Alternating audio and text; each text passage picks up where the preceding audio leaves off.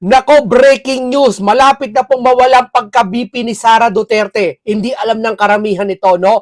Pero bago natin simulan ng tuluyan, no? Ito, tatapusin ko na para wala na talagang issue pa. Wala nang mabiktima, wala nang, kasi kawawa naman eh. Yung mga natural na tao, ordinaryong tao, nakikishare, makakasuhan pa, no? Grabe ngayon sa panahon ngayon, talagang wala ewan ko, ang alam ko, ang pagkakaalam ko na sa demokrasyang bansa tayo. Pero ito, tapusin ko na. Para di kayo mabiktima. Si BBM Jr., ito po wala pong stage 4 cancer. At una po, hindi po nawawala si Junior. Yung mga picture niyang iba, sinasabi nilang throwback, pero yung nakita natin po, may nakita akong legit, at galing po sa A1 information, na talagang nandun si BBM sa Bataan. Nandoon, nakuha na ng video, isinend sa akin, sabi, kumpirmado si BBM, ito may video pa, no? Ipapakita ko before yan, pero ngayon di muna, pero kasi may sound eh. Sabi ko, wag mo lagyan ng sound, nilagyan ng sound. Yung pala, yung sound nandun sa area, sa music area, hindi niya maiwasan talaga na magkaroon ng sound. Yung halimbawa, para di ba pag lakad-lakad, may sound, may speaker yung bisa pag hindi pa sisimula yung event, di ba? May sound minsan yung kapaligiran. May sound eh, kaya hindi ko inano dito eh. Pero, ikinukwento ko sa inyo, information mismo na talaga si BBM, kahit hindi na mag-live, o hindi na nandoon talaga sa Bataan. O ayan ha, para hindi na mailigaw ang napakarami, nasan ba si BBM? Magpakita siya. Eto na, sinasabi ko na, talagang legit to, na si BBM nandun sa Bataan. At siya yung nag-ano talaga ng, anong tawag doon, yung event isang araw, yung event kahapon.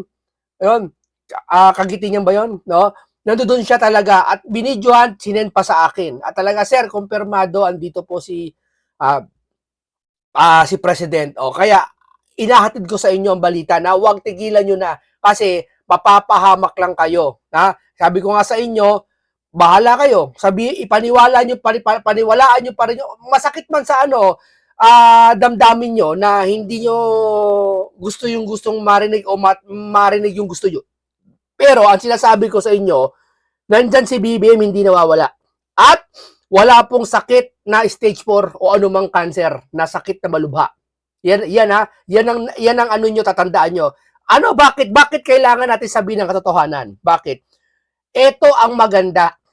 Dapat gingawain to ng ibang mainstream media eh. Kung ano alam nila, sabihin nila yung kalagayan ng Pangulo. Or kaya, bilang isang taxpayer ka, sa kanila mismo manggaling yon na talaga eto medical records, ganun. Pero bilang isang vlogger, sinasabi ko to hindi para ipaalam lang sa inyo. Sinasabi ko to para wala nang mapahamak sa fake news.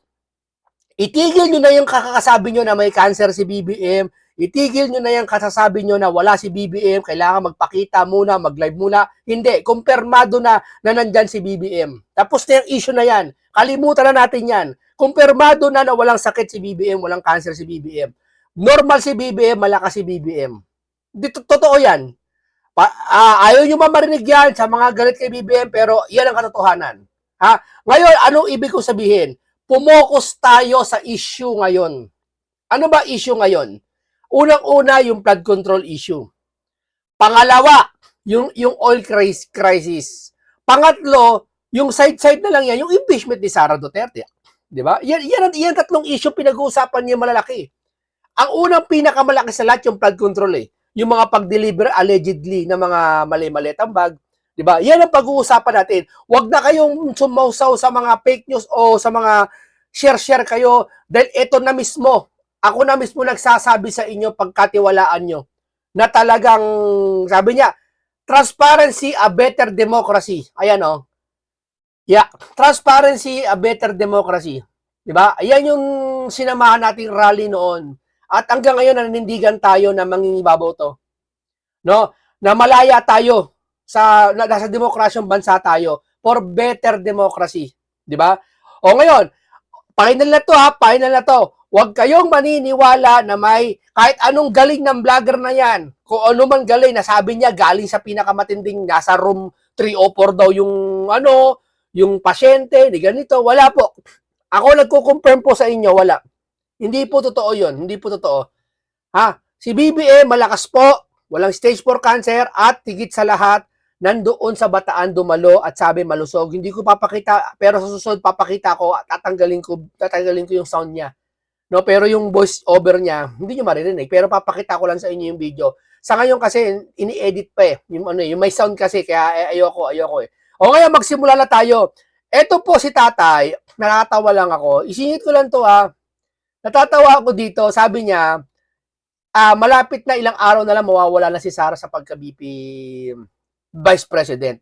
Pabiro ni Tatay sinasabi to, ito, pakinggan nyo. Ito guys bago kayo mag-comment, panoorin nyo ang buong video. Kaya baka magsisi kayo kung ano yung i-comment nyo. Para malaman nyo yung buong kwento. Panoorin nyo. Inday Sara! Malapit-lapit ka na. Malapit-lapit na ang katapusan mo, Sara! Goodbye, Sara. Matatanggal ka na sa pagka-vice presidente.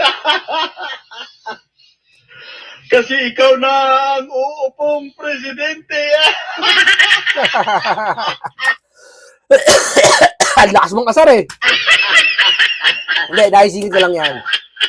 Naisingit ko lang yan. Oh. Alam mo, ito si Kuya, painggan din natin. Ito yung obserbasyon ni Kuya doon sa rumors na health. No? Weird na mga nangyari, no? Nagsimula sa post ni PBBM ng family photo nung Eastern Sunday that looks like a throwback pero hindi nilinaw. Then post a committee meeting with blurred details and using an old video for a latest news. Nahagip si Enrile. Then PBBM having an interview for health confirmation but with weird angle that looks AI-ish. Para tayong naglalaraw ng Pinoy henyo. Tao ba to? Hayop ba to? Buhay pa ba to? Patay na. May cancer? Stage 1, 2, 3, 4. Dahil dito, tumataas ang emosyon natin. At pag tumaas ang emosyon, bumababa ang pag-iisip. Lalo na dito sa mundo ng social media. Ang bilis mag-share kahit hindi sigurado. And here's the twist. Paano kaya kung hindi ito aksidente? Paano kaya kung ito ay strategy? Kasi pag pinaviral mo ang isang issue, hindi na lang yung balita. Data na yan. Makikita mo sino ang unang naniwala, sino ang nagpakalat, sino ang hindi nag-fact check. Doon mo makikita ang buong network. At kung ganito ang nangyayari, there's three effects to that. Una, nahuhuli ang mga vloggers na madaling magpakalat ng fake news. Pwede silang balikan legally. Pangalawa, nasisira ang mga credibility ng mga dissenting groups, lalo na yung mga madaling i-label at i-generalize. Siyempre, ang madalas target nito ay yung mga DDS. Pangatlo, nadadivert ang atensyon ng publiko. Nagiging alaala na lang sa ating isipan ng flood control. Also, this is some form of entertainment. Nawawala na sa ating isipan ang pagtaas ng mga bilihin at gas. Ang sarap kaya maglaro ng hanapan ng Pangulo. Bring me BBM. Kaya kalma muna tayo. And regarding PBBM self, kung totoo man yan o hindi, the best way to do is to wait. Kasi lalabas at lalabas din naman yan. Mahihirapan silang itago yan forever. At paglabas na, doon ka maghusga. Hindi habang nilalaro ka pa ng ingay. And here's the question. If these are all just diversion strategy, ano? Yon. Ang ganda ng mensahe niya. Kaya sabi ko sa inyo, itigil nyo na yan, nakakashare nyo na may sakit siya. Ako nagkukumpirma sa inyo. Walang maidudulot yan. Tandaan nyo. Kung mayroon man isang vlogger o 10, 5 na paniwala kayo at talaga matagal na kayong tagasunod ng vlogger na yon, content creator na yon, pues huwag kayong maniniwala doon. Kapag sinabi niya na may sakit si BBM at nawawala si BBM, di nagpakita. Ito, at yung picture niya is puro throwback. Narinig nyo si Kuya yung mensahe niya. Di ba? Mag-ingat kayo. Di ba? Mas maganda, wag na kayo magkomento, wag nyo nang pag-usapan yan. Dahil sabi niya ni Kuya, batay sa kanya, ang flood control issue ngayon nagiging kwento na lang. Nagiging haka na lang. Hindi na napagtutuunan ng pansin. Diyan na nakapokus lahat. Tandaan nyo, may krisis tayo ngayon sa oil. Di ba? At na dumadaan tayo sa matinding paghahangad na maimbestigahan yung mga mali-malitang pera na yan. Di ba? Hindi natin siya sabi totoo yan, pero ang hangad natin maimbestigahan yan. Nakakalimutan dahil dyan sa issue na yan. No? Kaya wag nyo nang ano yan, itigil na yan, stop na yan, walang katotohanan yan. Ako nagsasabi sa inyo, walang katotohanan. May video tayo pruweba na talagang si BBM ando doon. No? Okay. Ito po, dito po tayo sa isang ipagpatuloy natin to, itong video muna to. Advice ko sa ating mga kababayan, be very observant. Bantayan natin yung ating gobyerno, lalong-lalo na yung mga gastos. Kasi para sa akin, Ito nga dapat sa taong bayan eh. Kaya wag naman magagalit yung mga gobyerno na kung kayo ay binabantayan. Di ba? Payag naman kayong binabantayan namin kayo. Tama, mali. Payag kayo. Kung pumayag kayo na gusto namin, kung pumapayag kayo na binabantayan namin kayo, may possible na mapuna namin kayo. Kasi pumapayag kayo na binabantayan kayo eh. Di ba? Parang ganito, halika, bantayan mo ako rito. Ayoko, yung bantayan, umalis ka. Kasi ayaw mo mapuna yung mga kilos mo. So, ibig sabihin, pag pumapayag ka na bantayan namin kayo at bilang taxpayer kami, payag ka na may mapuna kami sa'yo. At kung may mapuna kami sa'yo, dapat payag ka rin. Di ba? Hindi ka dapat balat sibuyas. Hindi ka dapat, ito dapat gawin niya mga yan. Hindi ganun. Karapatan namin mga Pilipino na mapuna kasi kami nagbabayad ng tax. Nagpapakapagod ang ibang Pilipino. Sa mga middle classes, hindi madadamay ang pagbayad ng tax kasi marami silang pera. Pero sa mga mahihirap, na yung mga nagtatrabaho ng mga 6 months, nadadamayan yung kinakalta sa kanilang sahod. Di ba? Imbis na pangkain sa bahay nila, nadadamayan. Tapos, ganito inaano nila. Di ba? Kailangan talagang bantayan. ang dami nilang ginagawa para ma-divert yung attention sa tao sa tamang issues. The real issue na dapat bantayan yung corruption. So much corruption. Ang Yan, tama. Nagkakaisa tayo yan. Dapat bantayan yung korupsyon. Ano ba ginagawa natin? Binabantayan ng korupsyon. Parang ayaw ng iba. Di ba? Ba't parang ayaw nila? ng corruption. Bilang panghuli na lamang po, Congressman, ano na lang po yung aasahan pa ng ating mga kababayan or ano na lang po yung paalala, panawagan o mensahe niyo po sa ating mga kababayan sa gitna po ng isyong kinakaharap po ng ating bansa. 3 issue ngayon, tandaan nyo sarado na yung issue na yung health issue na yan, yung health issue, tapos itong flood control at yung impeachment kay VP Sara. Yan na dapat mga pag-usapan ngayon, 2 na lang. Yung impeachment na yan, pati yung kay mali-malitang pera. Tapos, transparency tayo. Baka kasi sabihin nyo, pinag-uusapan natin, flood control lang eh. Hindi pag-usapan din yung impeachment. Ano ba meron? Ngayon kasi meron ng krisis, naabutan na tayo ng panibagong krisis po, no? Nandiyan yung issue ng napagtutuunan ng pansin itong impeachment. Itong mas malaking pinag-uusapang pera kumpara doon sa akusasyon nila kay Vice President Sara. Well, gumawa na ng hakbang ang Korte Suprema.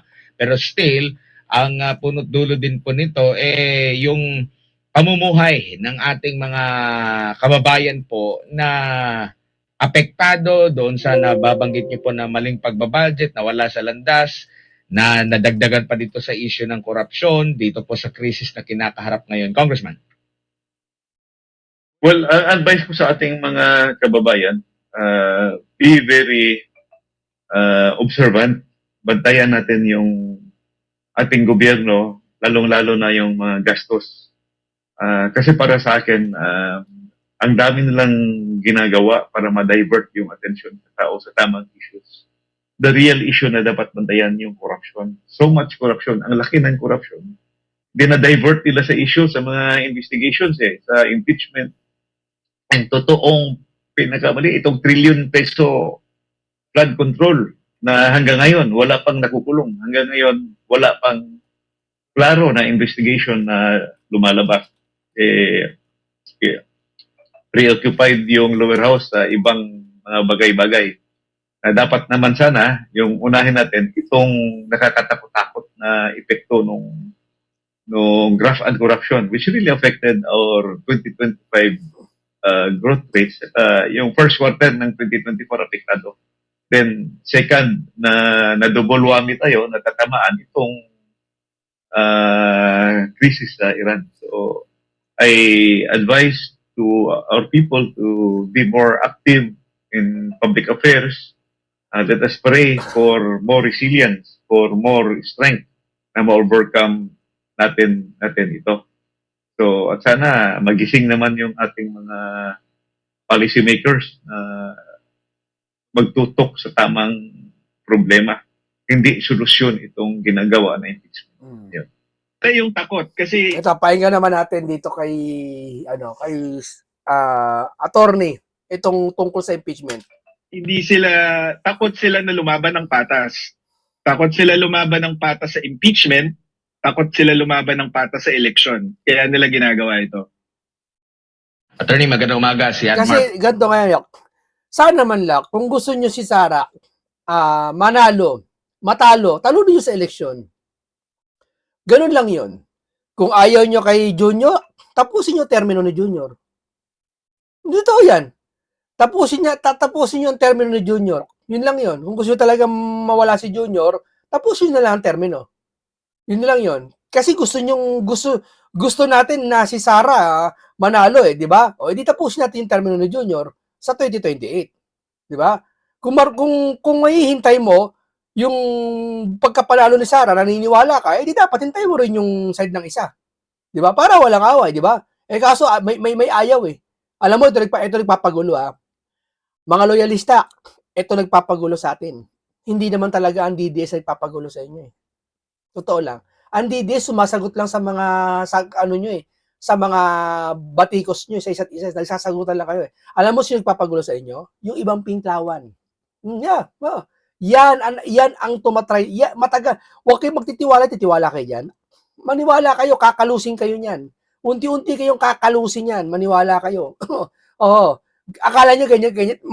Tandaan nyo, kinalos kayo niyan. Bago mag-unity, kinakalos kayo niyan.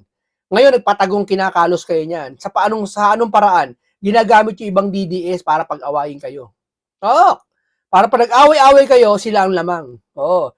Kung talagang concern sa inyo, mga pinklawan, iba, hindi lahat, hindi kayo gaganon yan. Yan nagpapagulo, yung pinklawan na yan, yung iba. Ito. Matapos pong magpasaklolo ni Vice President Sara Duterte sa Korte Suprema, kaugnay nga dito sa kini-question niyang impeachment, liwat kanan po yung mga pagtuligsa na inihayag, lalo na yung mga nasa Kamara. Mali po ba na dumulog sa Korte Suprema? Parang ganun yung sinasabi pa nila na tumatakas ang Vice Presidente. Pero para sa pangkalahatan, hindi lang kay Vice President Sara Duterte, mali po ba ang pagdulog kung kini-question mo yung isang procedure na naniniwala ka na may mali doon? Siyempre, hindi. Karapatan niya ng bawat Pilipino, karapatan niya ng bawat tao, kahit hindi Pilipino, na dumulog sa Korte Suprema pag may pang-aabuso na nangyayari.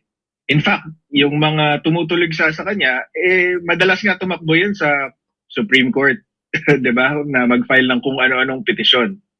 So, ayun, tingin ko hypocritical, number one. Tapos, number two, sabi ko nga, kasalanan nila yan Kasi pwede namang naiwasan yan kung lumalaban sila ng patas. Hindi naman tinatakbuhan ni VP Sara itong laban na ito. Kundi, ginagamit niya lang yung binibigay sa kanya ng kalaban. So, bakit ko, kung ako si VP Sara, ang iniisip ko, bakit ko kailangan pagdaanan itong isang proseso na aapihin ako kung pwede ko namang ipakita sa Korte Suprema na labag ito sa batas. Tama yun. Yeah. So kumbaga, I'm just using what you're giving me. You're supplying me with Iyak dito sila Delima. Iyak dito sila yung mga ibang biglawan, ngawa.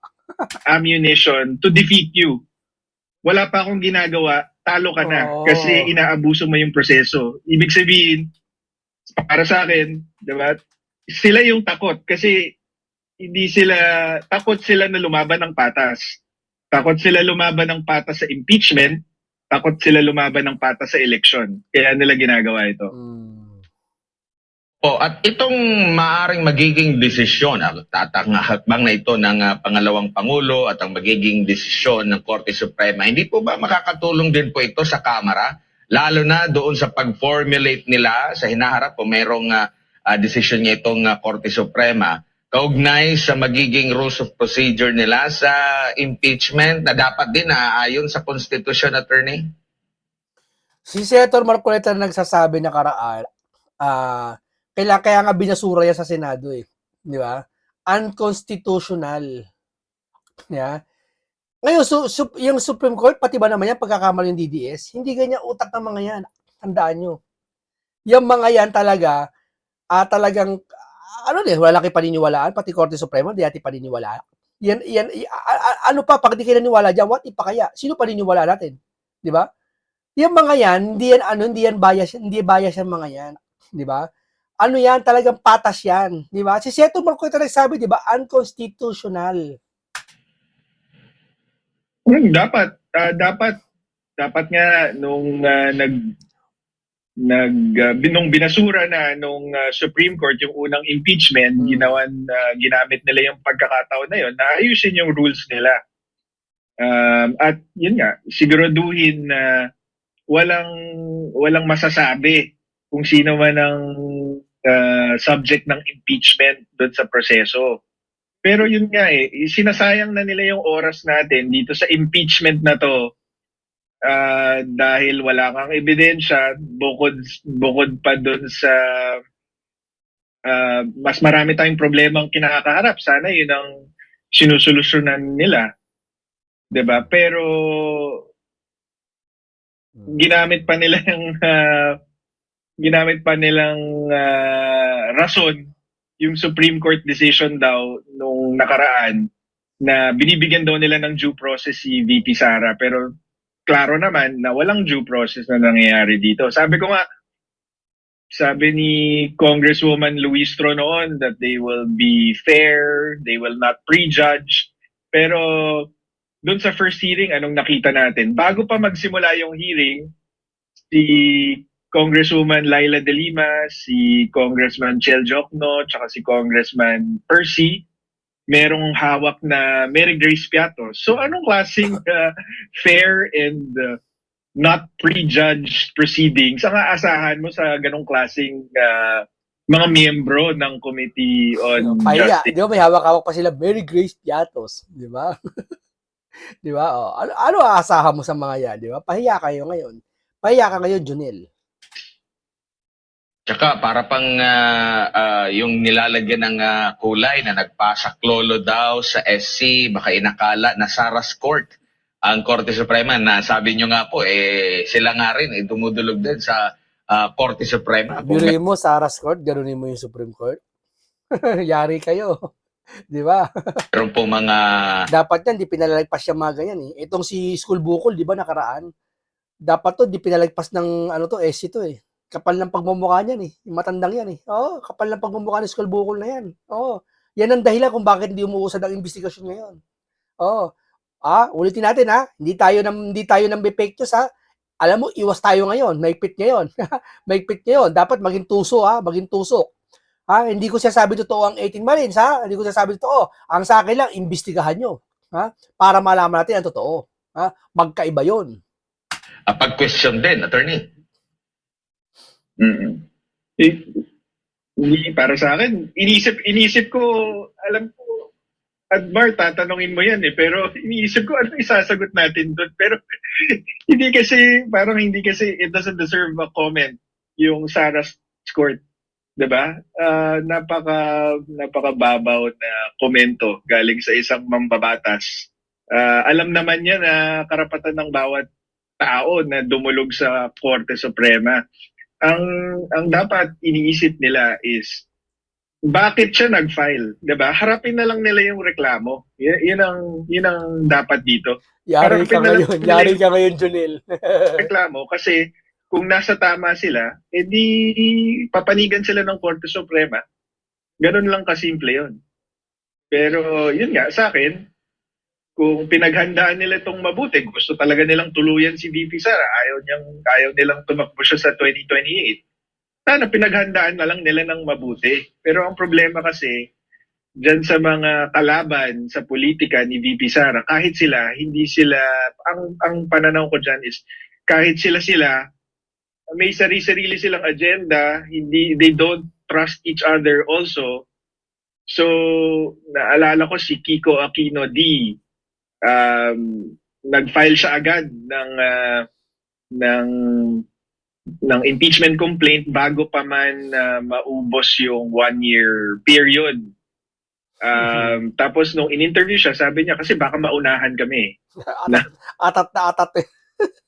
Di ba? Baka kasi maunahan sila tapos mabasura. Wala lang bisa yung pangalawa. Ganun lang yun eh. Kaya gusto nila sa kanila eh. Ng ibang kampo. So ganun yung pag-iisip eh. Di ba ganun ginawa kay Junior? Kaya nabaliwala yung impeachment nila may defensor. May isang nauna tapos parang kulang-kulang. Hindi na pwede yung pangalawa. Parang ganun eh. Parang ganun ha. Imbis na ayusin na lang nila yung proseso kasi napahiya na kayo sa Supreme Court, ngayon minadali nyo na naman, tapos ngayon gagamitin nyo aabusuhin nyo yung mga kapangyarihan ng Kongreso para makuha yung gusto nyo. Pagka ganon, talagang mapipilitan yung si VP Sara na tumakbo sa Supreme Court para para mapakita sa Korte Suprema na inaabuso na naman nila yung kapangyarihan nila. Opo. Sa tingin niyo po, yung ibinabato nila na pagtuligsa sa pangalawang Pangulo nang dumulog siya sa Korte Suprema na kesyo, sabi pa nga dito ni Congressman Sendanya, ang Vice President nag-ipit sa Supreme Court talaga kumakapit. Tapos sabi pa dito ni Leila de Lima yung kanina nabanggit ko, sabi niya, akala siguro nila yung SCI Sara's Court na pwede nilang laging takbuhan para pagtakpan ng kadawagan at pagtakas sa pananagutan.